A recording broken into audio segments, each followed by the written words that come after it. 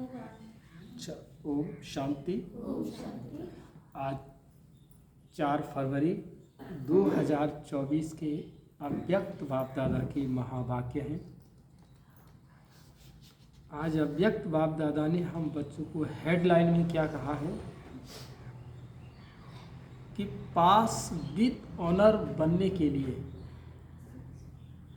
हर खजाने का account check करके जमा करो। समझ गए ना? यानी अगर हमें पास होना है तो बाबा कहता है हर खजाना, ज्ञान का खजाना, गुणों का खजाना, शक्तियों का खजाना, अनेक खजाने हैं। उन खजानों को जो अकाउंट है उस चेक को चेक करो उसको कि मैं अगर ज्ञान का खजाना जमा कर रही हूँ तो उस ज्ञान में मैंने कहीं किसी के साथ कुछ मन के अंदर वो संकल्प ऐसे हैं जो तुम्हें ही अंदर से काटते हैं। ज्ञान की हमने सेवा तो की, लेकिन उसमें अगर हमने रेस नहीं की और रीस की तो बाबा कहता है उसे रेस जो तुमने की है, जो रीस गई है आत्मा के अंदर, वो अकाउंट आपका जमा तो हो गया, लेकिन वो पास विद ऑनर में नहीं है। पास विद ऑनर का मतलब है कि हम सम्मान के साथ पास होके जाएं। जैसे हीरे में कोई दाग नहीं होता है तभी उसकी कीमत होती है।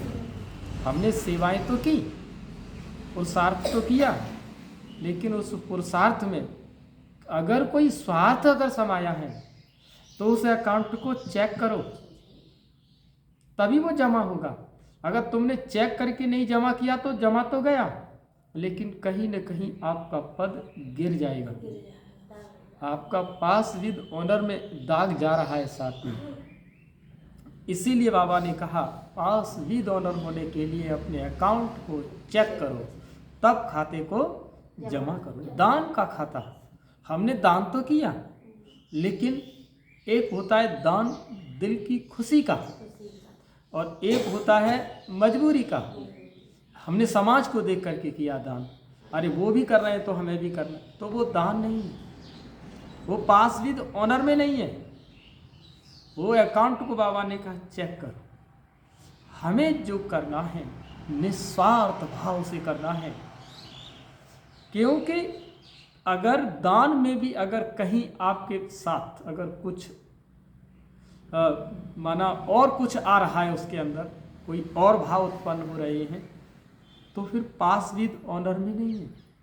पास विद ऑनर का मतलब ही है कि भगवान के सामने आपकी जब रूह आत्मा जब धर्मराज के सामने हो, तब कहते हैं ना खुदा बंदे से पूछे कि बता तेरी रजा क्या है, क्योंकि तेरा अकाउंट इतना अच्छा है, तू इतनी अच्छी तरह से पास हुआ है, तो अपनी मर्जी बता मैं तुझे कहाँ जन्म दूँ।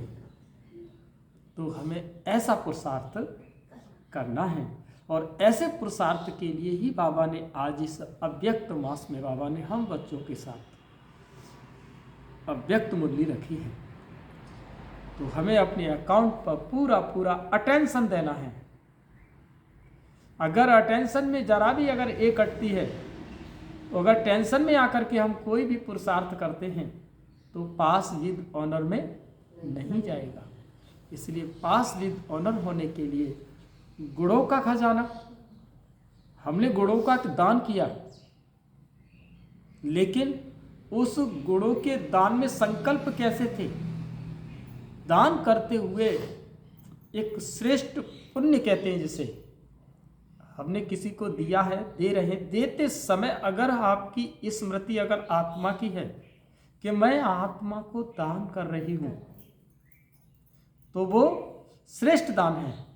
तो वो पास विद ऑनर होने का दान का खजाना है। वो अगर मैंने ये सोच करके किया कि ये है, या किसी के सामने वाले व्यक्ति को सोच करके अगर आपने किया, तो पास विद ऑनर में कहीं पॉइंट दाग लग गया, तो हमें उस दाग को उस ध्यान को देख करके पास विद ऑनर होकर के तब अपने खजाने को जमा करना।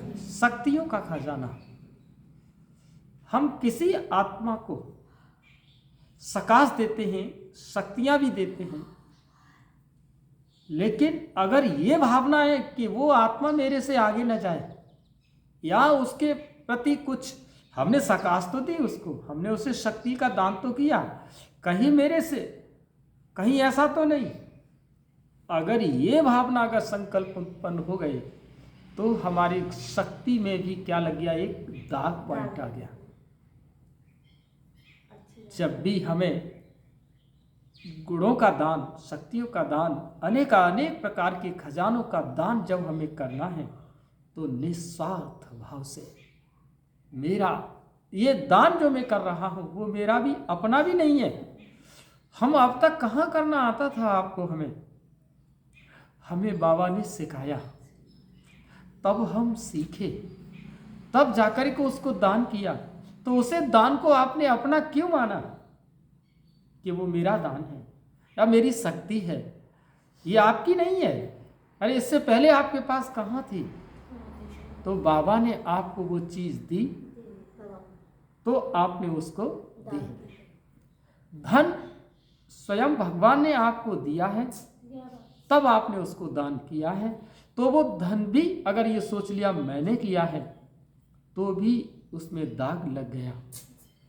इसीलिए हमें क्या करना है, निस्वार्थ भाव में, आत्मिक स्मृति में, बाबा ने दिया है, बाबा के लिए कर रहा हूँ, बाबा करा रहा है, मैं केवल एक निमित्त मात्र आत्मा हूँ। अगर ये संकल्प अगर आपके पास हैं, इस स्मृति से अगर आप चल रहे हैं इस यज्ञ में, तो आप पास विद ऑनर हो जाएंगे। अच्छा, ओ शांति।